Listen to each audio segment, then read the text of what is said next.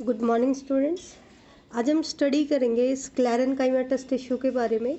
Last lecture में हमने study कर लिया था कॉलेनकाइमेटस टिश्यू, उससे पहले हमने पैरेनकाइमेटस किया था।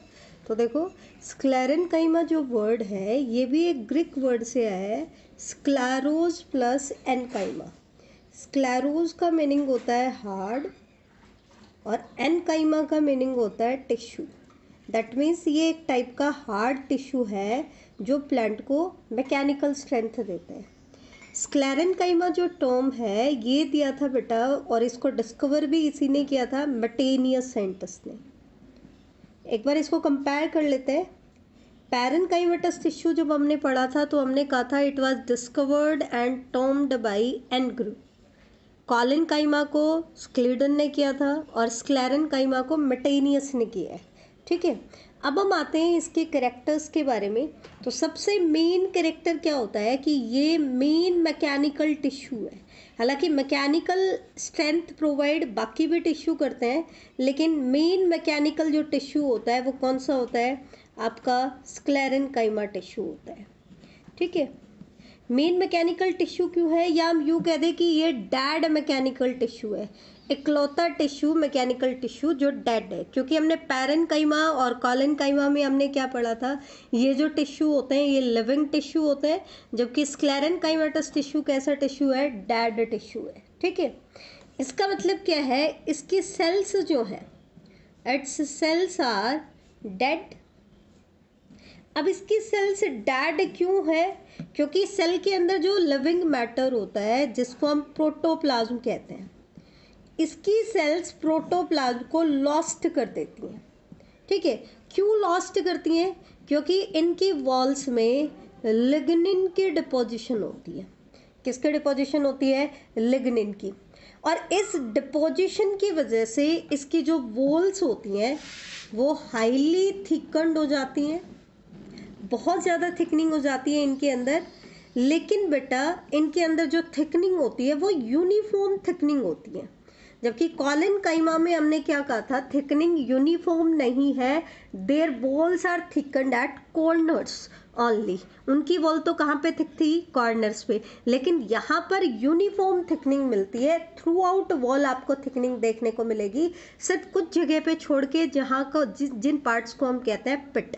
तो क्योंकि इसमें लिग्निन की बहुत ज़्यादा डिपोजिशन होती है, लिग्निन की वजह से इनकी वॉल इतनी थिक होती है कि सेंटर में जो ल्यूमेन बचता है, कैविटी बचती है जिसके अंदर आपका लिविंग मैटर होता है, वो बहुत नैरो बचती है। तो प्रोटोप्लाज्म क्या हो जाता है? लॉस्ट हो जाता है। और क्योंकि सेल का लिविंग मैटर क्या होता है? प्रोटोप्लाज्म, वही लॉस्ट हो गया तो सेल्स कैसी होती हैं? डेड होती हैं। अगर कोई पूछ ले कि इनकी सेल वॉल में थिकनिंग किस वजह से होती है, तो ध्यान रखना, थिकनिंग किस वजह से होती है? लिग्निन की वजह से। अब लिग्निन क्या है? ये केमिकल सब्सटेंस है which act as a cement, जो एक सीमेंट का काम करता है। और सीमेंट का काम कर रहा है तो इसकी सेल वॉल को क्या बना देता है? हार्ड बना देता है। इसलिए हमने कहा था कि ये हार्ड टिश्यू है। कैसा टिश्यू है? हार्ड। मेन मैकेनिकल टिश्यू है, डेड मैकेनिकल टिश्यू है। ठीक है, तो ये जो डेड नेचर इसका है ये किसकी वजह से है? लिग्निन की थिकनिंग की वजह से। ठीक है, एक्चुअल में क्या होता है, जब इनकी वॉल्स के अंदर इतनी ज़्यादा थिकनिंग होती है, जैसे ये एक आपकी सेल है, इनकी वॉल्स में इतनी ज़्यादा थिकनिंग हो जाती है कि सेंटर में जो ल्यूमेन बचती है, कैविटी बचती है, वो बहुत नैरो हो जाती है। क्या हो जाती है? नैरो। ठीक है, तो इनके बीच में जो कैविटी है, या इसको हम बोल देते हैं इंटरनल स्पेस, बहुत नैरो हो जाता है। दैट मीन्स वो ग्रुप्स में डिवाइड हो जाता है। इसको हम कहते हैं ऑब्लिटरेटेड ल्यूमेन। इंपॉर्टेंट टर्म है, ध्यान रखना, lumen means cavity. Obliterated lumen है, कटा फटा, दैट मीन्स वो ग्रुप्स में डिवाइड हो गया है। और ये ऑब्लिटरेटेड ल्यूमेन भी किस वजह से आ रहा है? लिग्निन के थिकनिंग की वजह से। तो इकलौता आपका सिंपल परमानेंट टिश्यू जिसके अंदर ऑब्लिटरेटेड ल्यूमेन होता है वो कौन सा होता है? स्क्लेरेनकाइमा टिश्यू होता है। कैसा होता है? स्क्लेरेनकाइमा। अब हमने कहा कि वॉल थिकनिंग कैसी है? रेगुलर है, यूनिफॉर्मली थिकन्ड है। ठीक है, लेकिन कुछ ऐसे पॉइंट हैं जहाँ पर थिकनिंग नहीं होती है। अब क्योंकि वो पॉइंट बहुत नैरो होते हैं तो इनको पॉइंट्स को हम कहते हैं पिट। तो इनके केस में जो पिट होते हैं मे बी सिंपल पिट या मे बी बॉर्डर्ड पिट्स। सिंपल पिट क्या होता है, बॉर्डर्ड पिट्स क्या होते हैं, ये हम पढ़ चुके हैं। सिंपल पिट में जो पिट का साइज बाहर से दिखाई दे रहा है वो यूनिफॉर्म थिकनेस का होता है, जबकि बॉर्डर में आपको बाहर से नैरो पिट दिखाई देगा लेकिन अंदर जाकर के उसकी कैविटी क्या हो जाती है, ब्रॉड हो जाती है। ठीक है, तो ये इकलौता एक ऐसा टिश्यू है जिसमें बॉर्डर्ड पिट्स मिल सकते हैं, क्योंकि हमने पढ़ा था पैरेन्काइमा और कॉलेनकाइमा, उनके अंदर कैसे पिट थे, सिंपल पिट थे। हालांकि इसके अंदर सिंपल पिट भी मिल सकते हैं लेकिन बॉर्डर्ड पिट्स भी होते हैं। अब हम आते हैं टाइप्स ऑफ स्क्लेरेन्काइमेटस टिश्यू। स्क्लेरेन्काइमेटस टिश्यू को on the basis of variation in form, क्योंकि इसकी अलग अलग फॉर्म्स हैं, इनकी स्ट्रक्चर में भी वेरिएशन है, ऑरिजिन में भी वेरिएशन है और डेवलपमेंट में भी वेरिएशन है। तो इन वेरिएशंस की वजह से स्क्लेरेन्काइमेटस टिश्यू को हम फर्दर दो टाइप्स में डिवाइड करते हैं। एक तो होता है स्क्लेरेन्काइमा फाइबर और एक होता है स्क्लेरिड्स। फाइबर का मतलब क्या, देखने में साफ साफ दिख रहा है कि ये जो होते हैं लॉन्ग और नैरो होते हैं। कैसे होते हैं, लॉन्ग और नैरो। और स्क्लेरिड्स जो होते हैं वो लॉन्ग नैरो नहीं होते हैं, उनके एंड्स नहीं होते हैं। ये जर्नली कैसे होते हैं, ब्लंट एंड वाले होते हैं। कैसे होते हैं, ब्लंट, चपटे एंड वाले। जबकि इनमें क्या होता है, दोनों एंड पॉइंटेड होते हैं। ये लंबे और पतले होते हैं, ये ब्रॉड होते हैं लेकिन छोटे होते हैं। ध्यान रखना, स्क्लेरेन्काइमा फाइबर कैसे होते हैं, एलोंगेटेड एंड नैरो। देखो इनके स्ट्रक्चर में डिफरेंस है, ये एलोंगेटेड है और नैरो है, जबकि स्क्लेरिड्स कैसे है, स्मॉल एंड ब्रॉड। एक चीज ध्यान रखना, स्क्लेरेन्काइमा जो सेल्स है they are the longest cell in the plant body. Plant की बॉडी में जो लॉन्गेस्ट सेल होती है वो कौन सी होती है, स्क्लेरेन्काइमा फाइबर्स। ठीक है, ये चीज ध्यान रखना। जैसे ह्यूमन बॉडी में लॉन्गेस्ट सेल हम कहते हैं नर्व सेल को, तो वैसे ही प्लांट की बॉडी में जो लॉन्गेस्ट सेल होती है वो कौन सी होती है, स्क्लेरेन्काइमा फाइबर की होती है। ठीक है, इनकी जो लेंथ होती है वो कितनी होती है, 1 से लेकर के 550 मिलीमीटर तक एक्सटेंड कर सकते हैं। इनकी लेंथ कितनी हो सकती है, 1 to 550 मिलीमीटर। ठीक है, जर्नली दे अकर इन शीट और बंडल्स। जर्नली वो हमें किस में देखने को मिलती हैं, शीट में मिलती हैं या बंडल्स में मिलती हैं। ऑरिजिन की बात करें तो स्क्लेरेन्काइमा जो फाइबर्स है they have origin from meristematic tissue. इनका ऑरिजिन कहाँ से होता है, मेरिस्टेमेटिक टिश्यू से होता है। ठीक है, एक चीज और देख लो, इनके अंदर स्क्लेरेन्काइमा फाइबर्स में ही आपके सिंपल पिट भी हो सकते हैं और बॉर्डर्ड पिट्स भी हो सकते हैं। ठीक है, इसका मतलब जो बॉर्डर्ड पिट्स एग्जिस्ट कर रहे हैं वो किस में करेंगे, आपके स्क्लेरेन्काइमा फाइबर्स में। और पिट्स कैसे दिखाई देंगे आपको, ऑब्लिक दिखाई देंगे। कैसे दिखाई देंगे, ऑब्लिक दिखाई देंगे, ये चीज ध्यान रखना। और जो फाइबर्स होते हैं पॉइंटेड होते हैं दोनों एंड्स के ऊपर। अब एक बार देख लो, हम स्क्लेरेन्काइमा फाइबर्स का डायग्राम मैं आपको दिखा रही हूँ। एक मैंने आपका बनाया है ट्रांसवर्स सेक्शन और एक है लॉन्गिट्यूडनल सेक्शन। ट्रांसवर्स सेक्शन में हमें parallel to the earth surface cut किया है, लॉन्गिट्यूडनल में लेंथ वाइज कट किया है। तो ट्रांसवर्स सेक्शन में जब हम ऑब्जर्व करते हैं तो देखो बेटा, इनकी वॉल के अंदर हाई थिकनिंग होती है और ये थिकनिंग किस वजह से हो रही है, लिग्निन की वजह से। और बीच बीच में ये नैरो पिट्स दिखाई दे रहे हैं। क्या दिखाई दे रहे हैं, नैरो पिट्स दिखाई दे रहे हैं। कैसे, सिंपल पिट। यहाँ पे हमने पिट पेयर क्यों लिखा है, क्योंकि ये आपका मिडल लैमिला है, इधर भी एक पिट है और इधर भी एक पिट है, तो हमने बोल दिया पिट पेयर। सेंटर में ल्यूमेन जो बचता है वो कैसा बचता है, नैरो, बहुत कम कैविटी आपकी बचती है। लॉन्गिट्यूडनल सेक्शन में हम देखें लेंथ वाइज तो देखो हाईली थिकन्ड वॉल है, ल्यूमेन कैसे है, नैरो है। और थिकनिंग किसकी है, लिग्निन की। किसकी है, लिग्निन की। अब हम बात करते हैं कि आपको स्क्लेरेन्काइमेटस टिश्यू कहाँ मिलेगा, लोकेशन क्या है उसकी, क्या है लोकेशन। ध्यान देना बेटा, लोकेशन इसकी बड़ी इंपॉर्टेंट है। तो एक तो इसकी लोकेशन आती है हाइपोडर्मिस ऑफ मोनोकॉट स्टेम। अगर आपको याद हो तो हमने लास्ट लेक्चर में पढ़ा था कि जो आपका कॉलिनकाइमेटस टिश्यू होता है वो डाइकोट स्टेम का हाइपोडर्मिस बनाता है। मतलब एपिडर्मिस से नीचे जो हाइपोडर्मल लेयर्स होती हैं वो किसकी बनी होती है? डाइकोट स्टेम में तो वो कॉलिनकाइमेटस टिश्यू की बनी होती है। और वहाँ पर हमने कहा था कि मोनोकॉट स्टेम में कॉलिनकाइमेटस टिश्यू क्या होता है? एब्सेंट होता है। मोनोकॉट में एब्सेंट होता है। तो फिर मोनोकॉट स्टेम का हाइपोडर्मिस कौन बनाता है? वो बनाता है स्क्लेरेनकाइमेटस टिश्यू। एक इंपॉर्टेंट कंपैरिजन का पॉइंट है, आपको ऐसे याद रखना पड़ेगा। डाइकोट स्टेम का हाइपोडर्मिस तो बना होता है कॉलिनकाइमा से, जबकि मोनोकोट स्टेम का हाइपोडर्मिस बना होता है स्क्लेरेनकाइमा से। ठीक है, ये चीज ध्यान रखना। एक जो इनके वस्कुलर बंडल्स होते हैं जाइलम एंड फ्लोएम, उनके अराउंड आपको एक सेल्स की लेयर दिखाई देती है जिनको हम कहते हैं बंडल शीथ।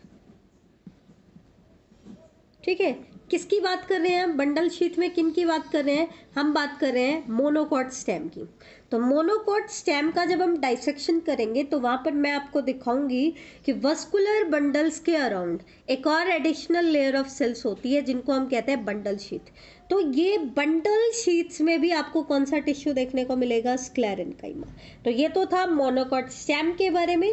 ठीक है, डाइकोट स्टेम की अगर हम बात करें तो डाइकोट स्टेम का जो पेरिसाइकल पार्ट होता है, कौन सा part? Pericycle part. Dicot stem का पेरिसाइकल जो है वो बना होता है किसका? आपका स्क्लेरेनकाइमा टिश्यू का। ध्यान देना बेटा, डाइकोट स्टेम में हाइपोडर्मिस तो कॉलिनकाइमेटस है, लेकिन पेरिसाइकल का कुछ पार्ट कैसा होता है? आपका स्क्लेरेनकाइमेटस होता है। कैसा होता है? स्क्लेरेनकाइमेटस। यहाँ से कुछ कमर्शियली इंपॉर्टेंट हमें मिलते हैं, ध्यान देना। हेम्प जो है उससे हमें जो बास्ट फाइबर्स मिलते हैं जिनको हम कहते हैं हेम्प फाइबर्स, और फ्लैक्स प्लांट से जो हमें फाइबर्स मिलते हैं जिनको हम कहते हैं फ्लैक्स फाइबर, वो बेटा उनके पेरिसाइकल से ऑब्टेन्ड होते हैं। अब क्योंकि पेरिसाइकल किससे बना है? इनके अंदर स्क्लेरेनकाइमा। इसका मतलब ये कैसे फाइबर है? स्क्लेरेनकाइमेटस फाइबर्स हैं। कैसे फाइबर्स हैं? स्क्लेरेनकाइमेटस फाइबर। सिमिलरली मोस्ट कॉमनली हम देखते हैं जाइलम और फ्लोएम में भी आपका फाइबर मिलता है। किसमें? जाइलम एंड फ्लोएम में। जाइलम में हम कहते हैं जाइलम फाइबर्स और फ्लोएम में हम बोलेंगे फ्लोएम फाइबर्स। आगे जब हम कॉम्प्लेक्स परमानेंट टिश्यू पढ़ेंगे तो जहाँ पर हम जाइलम और फ्लोएम के कंपोनेंट मैं आपको बताऊंगी तो वहाँ पर एक एक कंपोनेंट क्या होता है? Xylem fibre and phloem fibre. Xylem fibre word आते ही आपके दिमाग में क्लिक कर जाना चाहिए कि ये कैसा टिश्यू है? स्क्लेरेनकाइमेटस टिश्यू है। ऐसे ही फ्लोएम फाइबर भी कैसा टिश्यू है? स्क्लेरेनकाइमेटस टिश्यू है। एक चीज ध्यान रखना, जूट फाइबर्स जो होते हैं वो भी स्क्लेरेनकाइमेटस फाइबर्स होते हैं, और jute fibre longest commercial fibres हैं। जो सबसे लंबे कमर्शियल फाइबर्स हम ऑब्टेन करते हैं वो कौन से होते हैं? Jute fibre. हालांकि लॉन्गेस्ट फाइबर कुछ और भी हो सकते हैं, लेकिन jute fibre longest commercial fibres होते हैं। ठीक है, ये चीज ध्यान रखना। अब हम आते हैं स्क्लेरिड्स पे, जो हमने पढ़ा था कि दो टाइप है। एक तो हमने पढ़ लिया स्क्लेरेनकाइमा फाइबर जो कि इलोंगेटेड सेल्स होती हैं, दूसरा हमने कहा था स्क्लेरिड्स। तो स्क्लेरिड्स को ही स्टोन सेल्स और ग्रिट सेल भी कहा जाता है। एक्चुअल में स्टोन सेल और ग्रिट सेल जो है वो हम इसके एक टाइप को बोलते हैं जिसको हम कहते हैं ब्रैकिस्क्लेरिड। वो हम आगे डिस्कस करेंगे। तो मैंने पहला पॉइंट जब कंपैरिजन में बताया था कि इसकी सेल्स कैसी होती है? Short and broad. ठीक है, जबकि स्क्लेरेनकाइमा फाइबर में हमने क्या कहा था? उनकी सेल्स होती है एलोंगेटेड एंड नैरो। दूसरा पॉइंट अगर हम कंपेयर करें तो उनके कंपैरिजन में, उनके मतलब स्क्लेरेनकाइमा फाइबर के कंपैरिजन में इनकी जो वॉल होती है वो हाईली थिकन्ड होती है। मान लिया कि उनके अंदर भी थिकनिंग बहुत ज़्यादा होती है, लेकिन उनके कंपैरिजन में भी लिग्निन की डिपोजिशन इनमें और ज़्यादा होती है, एक्सेसिवली थिकन्ड होती है इसकी सेल्स। स्क्लेरेनकाइमा फाइबर्स हमने कहा था कि वो बंडल्स या शीथ में मिलते हैं। ठीक है, लेकिन स्क्लेरिड्स ज़्यादातर सिंगली मिलते हैं या फिर कई बार ग्रुप्स में भी मिल जाते हैं। तो ये सिंगली भी एग्जिस्ट कर सकते हैं, जबकि स्क्लेरेन्काइमा फाइबर मोस्टली ग्रुप्स में ही आपको मिलता है, बंडल्स में या शीट में। ठीक है, अगर हम इनके ल्यूमेन की बात करें तो हालांकि स्क्लेरेन्काइमा फाइबर्स का जो ल्यूमेन है वो भी बहुत बड़ा नहीं था, नैरो ही था, लेकिन उनके कंपैरिजन में, क्योंकि इसमें वॉल थिकनिंग और ज़्यादा होती है, तो इनके कंपैरिजन में ल्यूमेन और ज़्यादा छोटा हो जाता है, वेरी स्मॉल ल्यूमेन होता है। ठीक है, इनके जो एंड्स होते हैं दे आर नॉट पॉइंटेड, जबकि स्क्लेरेन्काइमा फाइबर्स के एंड कैसे होते हैं, पॉइंटेड होते हैं, दोनों एंड पे पॉइंटेड होता है वो तो, लेकिन इसमें कोई भी एंड पॉइंटेड नहीं होता है, जर्नली ब्लंट। अगर एंड्स होंगे तो आपको ब्लंट मिलेंगे या फिर आपको ओवल सी शेप दिखाई देगी। इनके अंदर जो पिट्स होते हैं दे आर सिंपल पिट्स। कैसे पिट्स मिलेंगे, सिंपल पिट, जबकि स्क्लेरेन्काइमा फाइबर्स में हमने क्या कहा था, सिंपल पिट भी हो सकते हैं और बॉर्डर्ड पिट्स भी हो सकते हैं। अब हम बात करते हैं इनकी लोकेशन की, तो ये हमें कहाँ कहाँ पे मिले। अच्छा, ओरिजिन और रह गया, ओरिजिन को और देख लो। जैसे हमने कहा था स्क्लेरेन्काइमा फाइबर्स ओरिजिनेट होता है किससे, आपके मेरिस्टेमेटिक टिश्यू से, लेकिन स्क्लेरिड्स का ओरिजिन किससे होता है, पैरेन्काइमा से। अब पैरेन्काइमा की जो सेल्स थी वो तो थिकनिंग क्या थी, थिकनिंग ज़्यादा नहीं थी उनके अंदर, सेल वॉल उनके केस में थिन थी, लेकिन ये पैरेन्काइमा सेल से कैसे बनेंगी, बाई थिकनिंग, इनकी वॉल कैसे हो जाएगी, थिक हो जाएगी। अब हम बात करते हैं लोकेशन की, तो इनकी लोकेशन क्या है, एक तो लोकेशन है fruit wall of nuts, nuts की फ्रूट वॉल में मिले। लोकेशन की अगर हम बात करें तो इम्पॉर्टेंट लोकेशन क्या है जो कई बार एग्जाम्स में आ जाती है, pulp of guava, pear and sapota. बेटा जैसे हम अमरूद खाते हैं या चीकू खाते हैं या नाशपाती खाते हैं तो उनके अंदर आपको एक ग्रिटी अपीयरेंस दिखाई देती है, एक स्टोन लाइक अपीयरेंस दिखाई देती है, तो वो स्टोन लाइक या जो ग्रिटीनेस होती है वो किसकी वजह से होती है, स्क्लेरिड्स की वजह से। और यहाँ पर वो जो ग्रिटी पार्ट होता है या वो स्क्लेरिड्स होती है, कौन सी टाइप होती है, उनको हम कहते हैं स्टोन सेल्स। एक्चुअल में वो टाइप है ब्रैकीस्क्लेरिड। कौन सी टाइप है, ब्रैकीस्क्लेरिड। ठीक है, इसको हम कॉमनली स्टोन सेल्स भी कहते हैं। तो एक तो आपको पल्प ऑफ गुआवा, पियर और स्पोटा में मिल जाता है। इवन जो लेग्यूमिनस प्लांट्स की, लेग्यूम्स की जो सीड कॉट होती है उसके अंदर भी आपको स्क्लेरिड्स मिलेंगे। वहाँ पर कौन सी टाइप होती है स्क्लेरिड्स की, आपके मैक्रोस्क्लेरिड्स होते हैं वहाँ पे। मैक्रोस्क्लेरिड्स जो होते हैं वो रोड शेप होते हैं, इसलिए इनको हम रोड सेल्स भी कह देते हैं। ठीक है, इसके अलावा मोस्ट इंपॉर्टेंट है लीव्स ऑफ टी। टी की लीव्स में भी आपको स्क्लेरिड मिलता है और वहाँ पर कैसा स्क्लेरिड होता है, स्टार लाइक स्क्लेरिड होता है। कैसा होता है, स्टार लाइक स्क्लेरिड होता है, जिसको हम कहते हैं एस्ट्रोस्क्लेरिड। क्या कहते हैं बेटा, एस्ट्रोस्क्लेरिड कहते हैं। ठीक है, तो ये था हमारा स्क्लेरिड के टाइप्स। अब हम बात करेंगे स्क्लेरेन्काइमेटस टिश्यू के फंक्शन की, ये लास्ट पार्ट है हमारा। तो देखो सबसे मेन फंक्शन तो इसका होता है मैकेनिकल स्ट्रेंथ देना। हम पहले ही पढ़ चुके हैं कि ये मेन मैकेनिकल टिश्यू होता है। क्या होता है, मेन मैकेनिकल टिश्यू होता है। प्लांट का मेन मैकेनिकल टिश्यू कौन सा होता है, स्क्लेरेन्काइमा फाइबर्स। ठीक है, ठीक है, जहाँ पर हम स्क्लेरेन्काइमेटस टिश्यू जो होता है वो मेन मैकेनिकल टिश्यू होता है। जब हम बात करेंगे जाइलम और फ्लोएम में, जाइलम फाइबर और फ्लोएम फाइबर, तो वहाँ पर हम उनका फंक्शन लिखते हैं कि वो मैकेनिकल स्ट्रेंथ देते हैं। क्या देते हैं, मैकेनिकल स्ट्रेंथ। ठीक है, तो ये जो मैकेनिकल टिश्यू का काम कर रहा है इसकी वजह से ये प्लांट को क्या देता है, स्ट्रेंथ देते हैं, ताकि प्लांट जो है वेरियस टाइप ऑफ स्ट्रेसेस को टॉलरेट कर सके।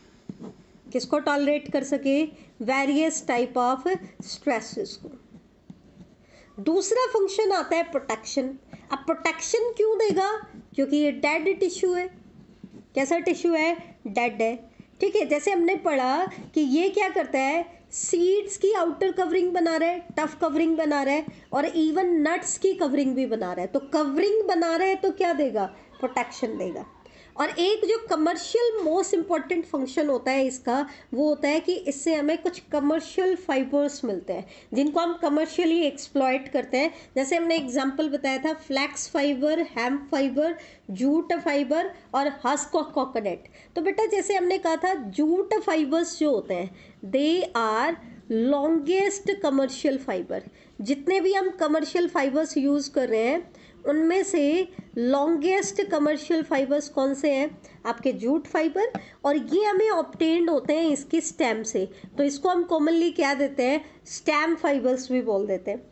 फ्लैक्स फाइबर और हम्प फाइबर्स जो होते हैं ये बेसिकली पेरिसाइकिल से ऑब्टेन्ड होते हैं, ठीक है, इनको हम पेरिसाइकिल फाइबर्स भी कहते हैं। एक आता है इंपॉर्टेंट हस्क ऑफ कोकोनट।